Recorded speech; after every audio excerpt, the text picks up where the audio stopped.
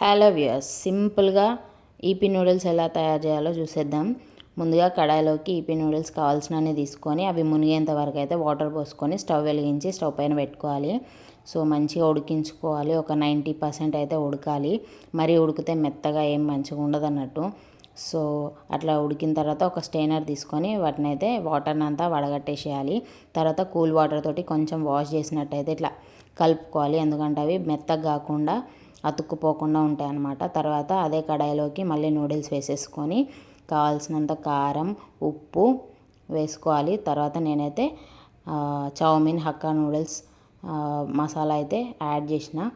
తర్వాత కొంచెం oil add చేసుకొని అలా మంచిగా మిక్స్ చేసుకోవాలి. మిక్స్ చేసుకున్న తర్వాత మళ్ళీ స్టవ్ వెలిగించి ఈ కడాయి స్టవ్ మీద పెట్టేసుకొని ఒక 1 minute పాటు మిక్స్ చేసుకుంటే మంచి tasty noodles ready. Please subscribe. Bye bye.